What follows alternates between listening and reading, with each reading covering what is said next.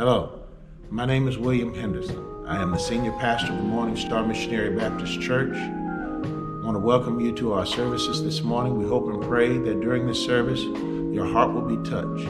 Something will be said that will impact you for Christ. And if you're lost, you will know what it means to be saved and will choose to accept Christ as your personal Savior. Please consider coming out to visit us once we're able to reopen safely. God bless your hearts. We'll see you then.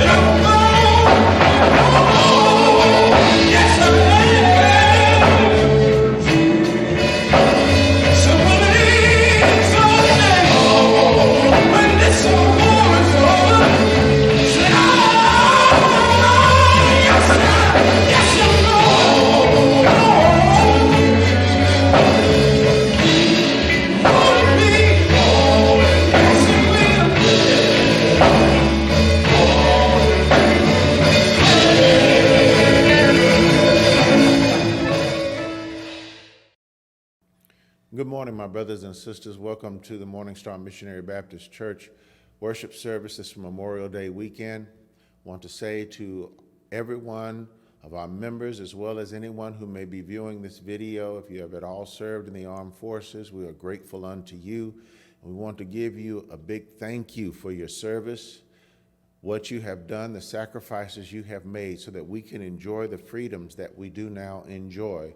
We thank you for all of that. We pray that God will bless you in a special way. If you've lost loved ones because of their service to this country, we ask God's blessings upon you in a special way as well. My brothers and sisters, I want to direct our attention to 1 Kings chapter 18 and verse number 41. 1 Kings chapter 18, verse number 41. And it reads this way. And Elijah said unto Ahab, Get thee up, eat and drink, for there is a sound of abundance of rain. And for a subject today, I want to use this thought, let the rain fall. Let the rain fall. My brothers and sisters, I think it's time that we finally let the cat out of the bag. What are you talking about, Pastor? Well, we have been going through a famine. It's not a famine of food. It's not a famine of water. It's not even a famine of the Word of God. No, we have been going through a famine of worship. The real problem, my brothers and sisters, is that the church has been going through this for so long that it finally took a plague to make us realize what was being done. The famine didn't just happen suddenly. It happened slowly over a period of time. How, you might ask? It happens, my brothers and sisters, when we allow our personal worship to become ordinary, to become common, to become even dogmatic in our lives. We become accustomed to just going through the motions when we come to church. And if a step is skipped in the program, somebody is raising their hand or trying to send word to the pastor that you skipped a step in the program. As if the Holy Spirit is not free to direct the worship service the way the Holy Spirit desires to run it. Oh, the choir sings and we clap our hands. When the announcements are given, a blessing is shared that a member has received, and the congregation claps. Well, my brothers and sisters, the preacher may preach, and if we say amen, it has to be because he said something that we like, or else we come in church and we sit in judgment of the preacher, and sometimes we sleep because we're just tired, and other times we come just to chat with our friends. Pastor, what are you saying? I'm talking about how worship has begun to dry up. And as the Bible would help us to understand, because of the lack of worship in the church for God, we gradually, over time, become drier and drier and drier, until all of a sudden, a famine is realized. Suddenly, we crave the worship experience, but we can't seem to experience it when we come to church. You were given the word virtually, but that did not satisfy the craving for corporate worship. My brothers and sisters, we are dry and suffering by way of thirst and finding ourselves longing for the corporate worship experience. Well, the first thing I want to share with you about this particular text, my brothers and sisters, we've got to answer the question, what is worship? When we look at our text, we see some characters in our text. We see Elijah. He is the prophet of God, very strong in faith and dedicated to the will of God. We see Ahab. He is king of Israel, and he is the wickedest of kings since the days of King David. And he is a promoter of idolatry. We see Jezebel. She is the wife of Ahab, a heartless woman with a bloody history. She is a worshiper of Baal and Asherah. And we see Obadiah, the servant of Ahab, who secretly feared the God of Israel, yet he was in charge of Ahab's palace. Worship had long been perverted in Israel, my brothers and sisters. See, all the kings after David had done evil in causing the people to sin. They set up idols in Israel for people to worship. provoking the Lord. Ahab only added to that confusion, for the Bible says in 1 Kings chapter 16, verse number 30, Ahab, son of Omri, did more evil in the eyes of the Lord than any of those before him. He caused Israel to commit sin by setting up altars for the people to worship Baal and setting up poles for the people to worship Asherah. As Israel engaged in idol worship, their hearts began to dry up toward God. You've seen it before, my brothers and sisters. Sometimes the secular elements try to creep their way into the worship experience. It sounds like this. I saw something done while I was visiting at another church, and let me tell you, it was something new I'd never seen before, and it was exciting, and the people that were there, they were all up and shouting, and it was so wonderful. I think we ought to do the same thing here at our church. But do we follow another church, or do we follow God? Did the old ship of Zion fail? After all, it has landed many a thousand. Is there a need for a brand new ship to save souls? I don't think so. We have to be careful, my brothers and sisters. For you see, in the midst of doing these kinds of things, it becomes very easy for true worship to become lost and slowly turn into man's way of worshiping God instead of God's way of worshiping God. The Bible says in John chapter 4, verse 24, God is a spirit, and they that worship him must worship him in spirit and in truth. But today, my brothers and sisters, we want to worship God our way, and we think it acceptable to God. We say things like, I like not saying anything in church. I like to come to church and I want to be entertained when I'm there. Or I like not paying my tithes when I come to church.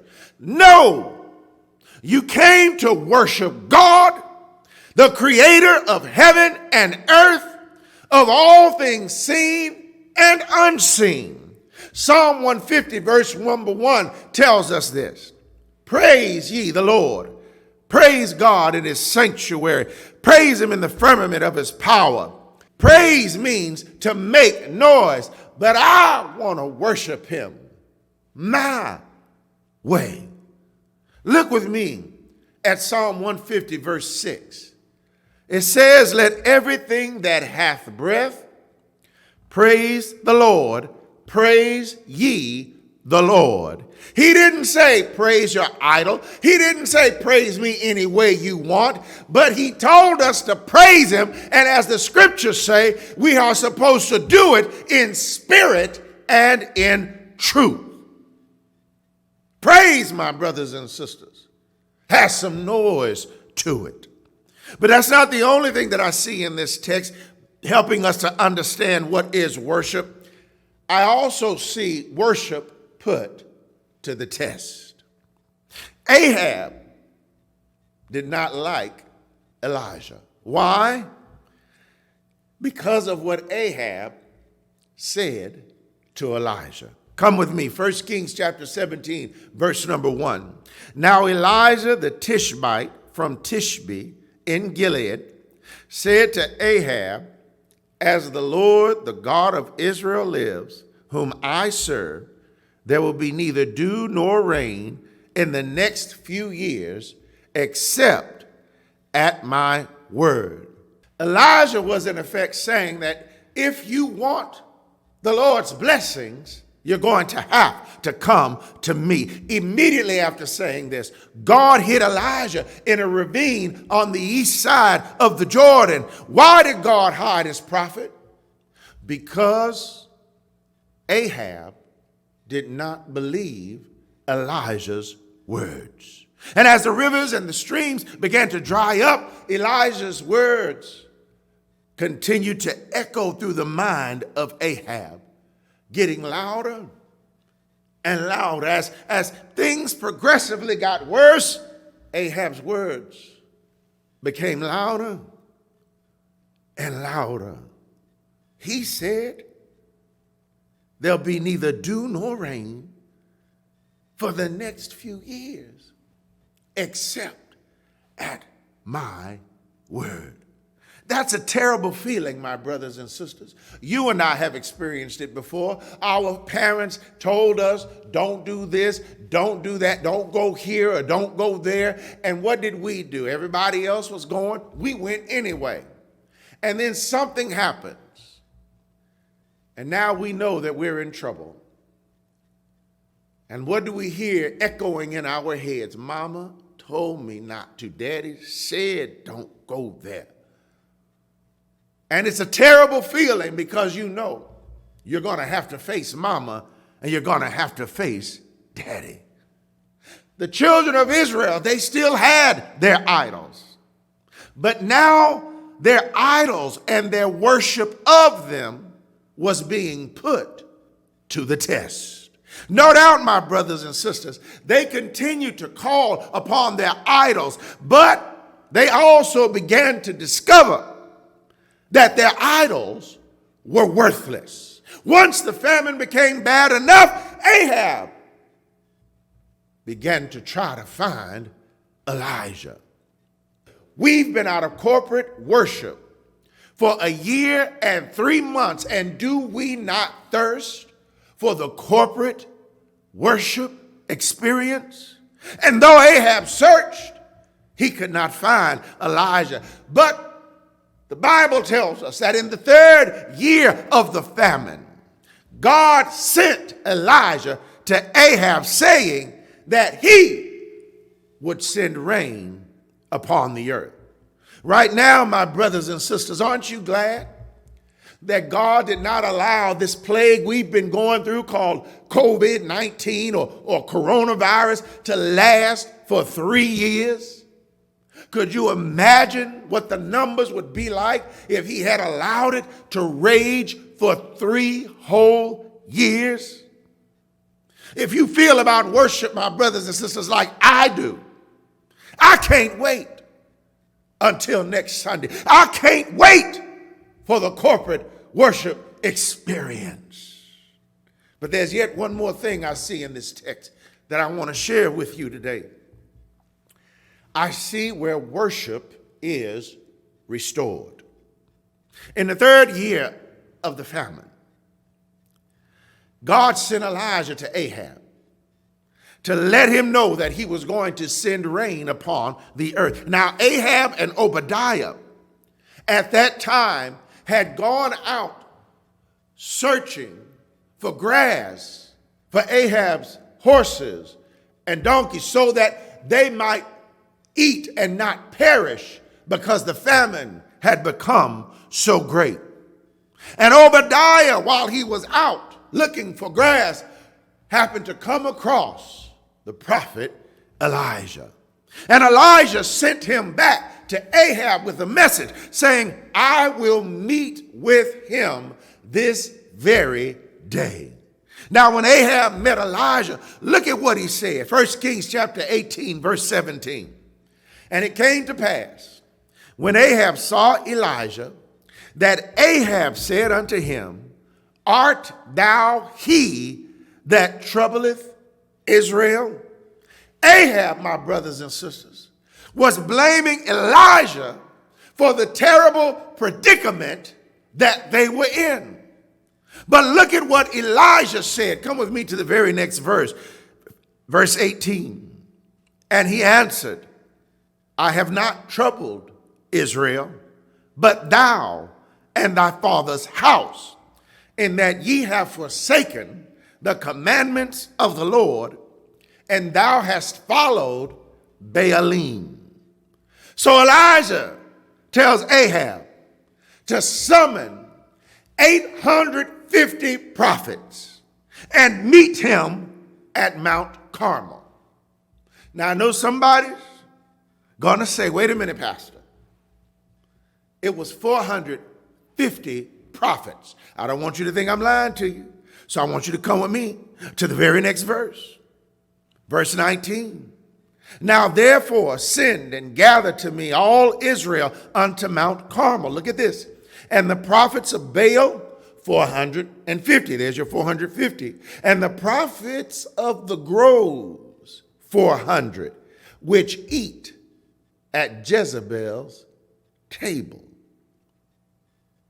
That's an additional 400 prophets that Elijah wanted gathered together, and Elijah was going to challenge them to a contest of worship. Come with me. When the people came, Elijah said, how long will you waver between two opinions? If God be God, serve him. And if Baal be God, serve him. And the people said nothing. Now I find that astounding. They had no opinion. They had no desire for one or the other. It's like they were just standing there in a daze, wondering what in the world is going on. They didn't say a word. What shocks me the most is that in 3 years' time, one would think they would have discovered that their idols actually do nothing for them. There are no blessings coming from them. Yes, they probably prayed for them, the idols, to make it rain. No rain came. They asked for food, for water. They can give nothing because idols are nothing. We've not met for a year and 3 months, and we are already starving for worship.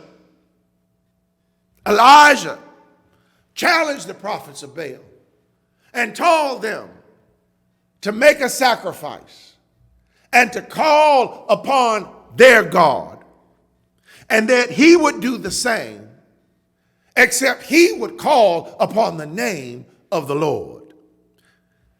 And the God who answers by fire, he said, he is God. And all the people that had already come near said, what you say is good. Their hearts are primed, but they're still indecisive. The prophets of Baal prepared their sacrifice, prepared the wood, laid the sacrifice upon the wood, and they began to call on the name of Baal. Oh, Baal, they said, hear us. They cried from morning until noon. And at noon, they were starting to get louder in their cries because Baal had not answered them. Elijah began to taunt them, saying, maybe you need to cry louder. Or maybe he's asleep right now. Or maybe he's too busy. Or maybe he's traveling somewhere. They shouted louder and louder, and they even began to cut themselves with swords and spears until their blood began to flow, as was their custom. But still, there was no answer from Baal. They kept it up until the evening.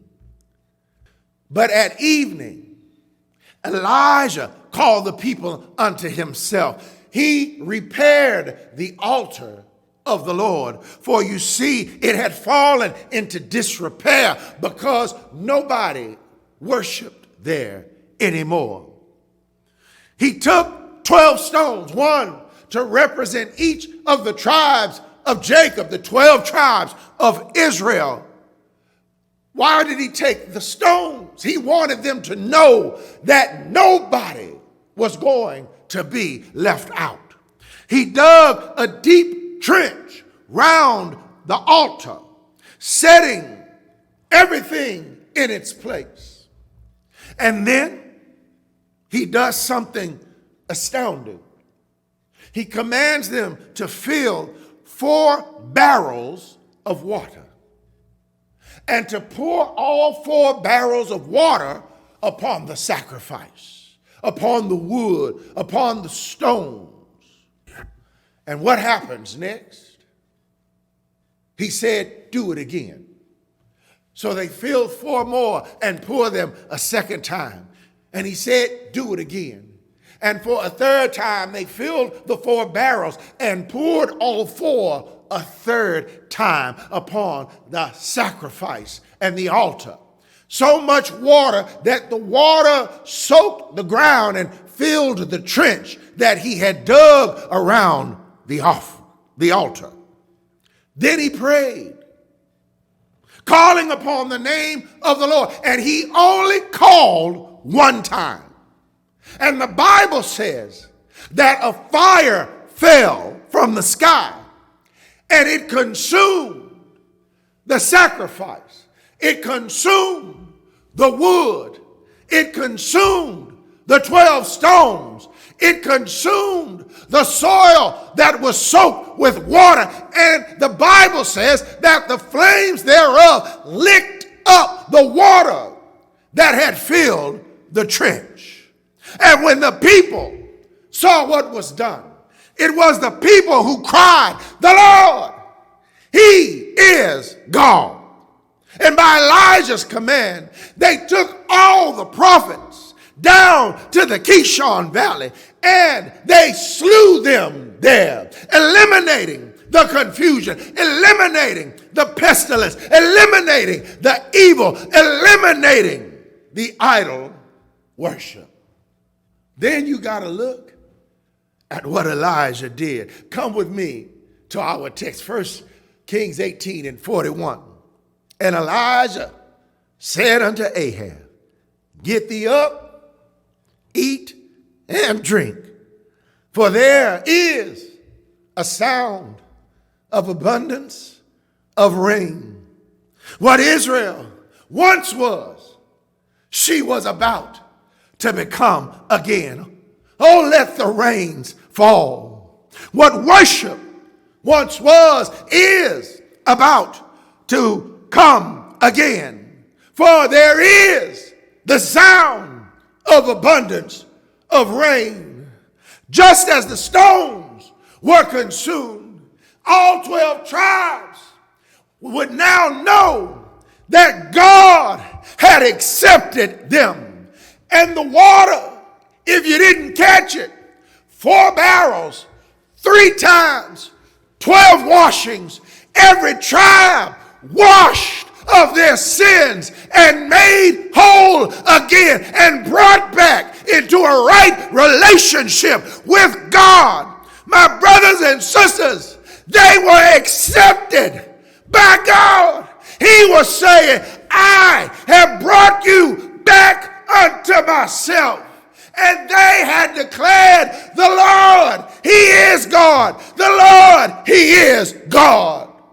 Who do you worship today? And how will you worship him? If you worship God, then there ought to be the sound of abundance of rain. But if you're following idols, or if you're still stuck in the dry season, you'll be looking for the rain. That's why, my brothers and sisters, sometimes you come to church and you see some folks shouting because they have gotten the rain, but you see others just sitting there, not saying a word. Don't forget what God said in Psalm 150. Let everything that hath breath Praise the Lord. We're going to praise him on next Sunday, because as we reopen our doors, we're going to hear the sound of the abundance of rain. The doors of the church are open. There may be someone here who has not received Christ as their Lord and Savior. You can receive him right now. The Bible says that if we confess with our mouth the Lord Jesus and believe in our heart that God has raised him from the dead, thou shalt be saved. It sounds too simple to some, but the reality is this: if you do it, he will do what he said he will do. The only thing that I know that God cannot do is fail. He never fails. And his word will accomplish the purpose for which it has been sent. Are you here today? Do you want to be saved and have your name written in the Lamb's Book of Life? Bow your head with me and repeat after me this prayer. Father in heaven, I am a sinner. I have not kept your commandments, but today I have heard and understood the message, and I want it to reign in my life. Rain down blessings. Rain down the things that I'm in need of. Rain down on us, Lord God, as only you can do. Thank you for your sacrifice, the Son, your Son, Jesus, our Savior and our Lord, by whom we must be saved. In Jesus' name, I pray. Amen. My brothers and sisters, I do pray that you enjoy this Memorial Day weekend. If you have members of your family or you know someone, please take the time to thank them for their service to this country, as well as to each and every one of us. God bless your hearts. We'll see you for the rain on next Sunday.